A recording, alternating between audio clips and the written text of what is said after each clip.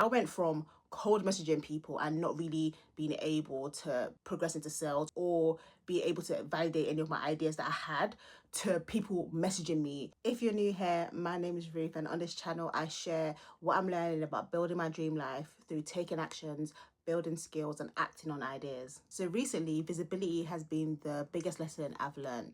Now, it all started when I decided to use LinkedIn as a platform to reach out to potential customers for my business. What I was doing initially was that I was cold messaging people, then eventually try and move into getting a sale. Now what happened was I didn't realize how hard sales was and how much of a skill it is. So the thing that you have to develop over time. And honestly, I kind of gave up for a few months. And then I just had a light bulb switch and I just said, okay, since I've been trying to message people individually one by one, which can be time consuming. Obviously you have a full-time job and you have other responsibilities and you're doing other things with the business. You don't have time every day to be cold messaging a bunch of people, and it's about volume. So you can't just say I'm messaging one person and that's it for the day. You have to message quite a lot of people. So then I thought, okay, rather than trying to do one-to-one sales and it seems to not be working, maybe I didn't try long enough, that could be a reason. But at the same time, rather than trying to focus my energy on one-to-one sales, let me shift my mentality and try and be more visible. So rather than doing one-to-one, I was doing one-to-many. So that meant that I had to post on LinkedIn. Now, you probably thinking, duh, like why didn't you start that from the beginning? But like many people, I had the fear of being seen, and I was shying away from it because I've always been like a shy child and being a bit, I wouldn't say timid, but I'm really reserved. So for the longest time, I didn't want other people to see what I'm building, just in case it failed. Like in my head, I was like, oh, what about if it fails? People will know it failed. I just was just scared in general about what people around me might think about what I'm doing. I think I just got to a effort moment. I was just like, I don't care anymore. It's either I just be visible and try and figure this thing out, or you're just going to keep being worried about people's opinions on what you're doing. I just learned that you can't always care about what people think because everyone is here to live their own individual life. I know it's easier said than done, but I'm telling you, in reality, it's not as scary as you think. So what I decided to do was I started to become more visible on LinkedIn. So I was posting 3 times a week on LinkedIn, and let me tell you, I went from cold messaging people and not really being able to progress into sales or be able to validate any of my ideas that I had to people messaging me. That helps me with my business in the sense that the problems that I thought I wanted to address were a lot downstream from the main problems that they had, and it inadvertently created so many different opportunities for me to create solutions for people. That's something that I wouldn't have had an opportunity to do if I was just messaging people one by one forever. So visibility didn't just give me opportunities, it also helped me to reshape my business, to improve the business idea that I initially had, and to create solutions that people actually need and that I can actually sell.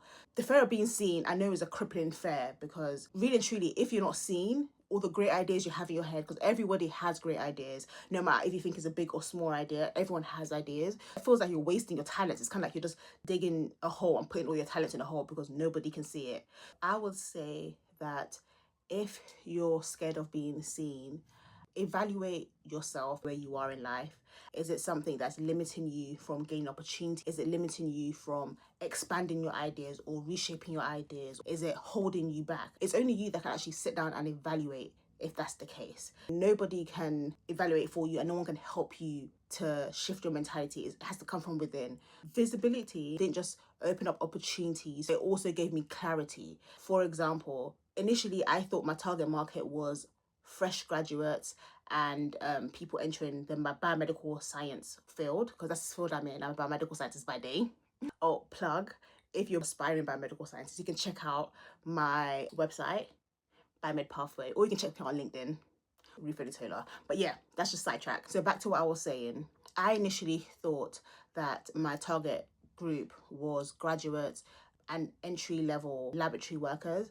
But then through being visible, people started reaching out to me. And when I started recording the data of who's actually reaching out, I realized really quickly that I had a whole entire target group in universities, which I never once thought about university. I was just thinking people who finish uni and they're going to go straight into the job market. That's my ideal customer. So through being visible, I was able to find another subset of ideal customers that could benefit from the solutions I'm providing. And honestly, they're probably the group that will benefit the most from the solutions I'm creating. This opened not just opportunities, but also gave me clarity on where my business could go.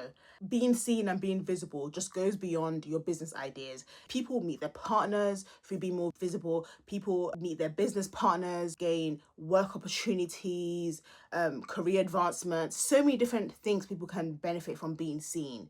So being visible goes beyond just financial gain. Before I give you my final little nuggets, I'm going to tell you a little tiny story. Well, it's not really a story, it's probably like a little tidbit. But when I posted my first video online, which I think was on TikTok, I had a TikTok about trading and like money stuff. When I posted that video, like a first face video, because initially when I started, I was posting screen recordings of my trades and stuff like that.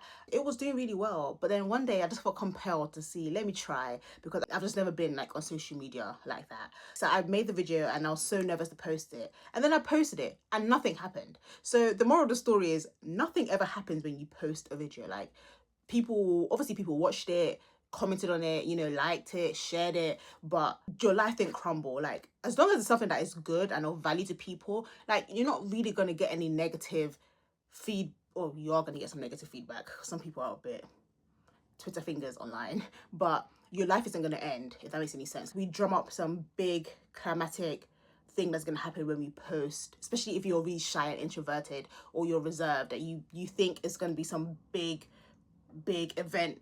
Take it from me, who very introverted, and I'm only just starting to get comfortable on camera and start to share my ideas for people, because people around me always say that I have so many great ideas, why don't I share it, stuff like that, for years. And I'm just very shy, very introverted. But when I turned 30, I was like, all my 20s I was shy, I was in a shell, I wouldn't be visible because of what? Like, I started thinking, what was the actual reason? Like, the people who do it, they don't have two heads, they're not like anything special. What it is that they're just not scared to do it. They're not scared to take the move. They're not scared to go into the world and try. Even if they do fail, they pick themselves back up. They don't care what people say. They don't care who's around them. They pick themselves back up and then they keep moving. So that's my little tidbit for you guys. Just go and just do it. Be visible. These are the final nuggets I'm going to give you guys to help you try to get out of your shell and start being visible. So the first one is, confidence comes after you take action. Once you've taken that first step, the confidence builds. And then you realize it's not as scary as you thought it was, okay? So the second nugget, that's 4. So the second nugget is, focus on your inputs and not your outputs. Show up, create, post, and then over time, that output that you're desiring will come. And number 3, share your work before it's perfect. Don't get into the trap of perfectionism, because if you try to be perfect, you're never going to post, because your first post is never going to be perfect. Your first video is never going to be perfect.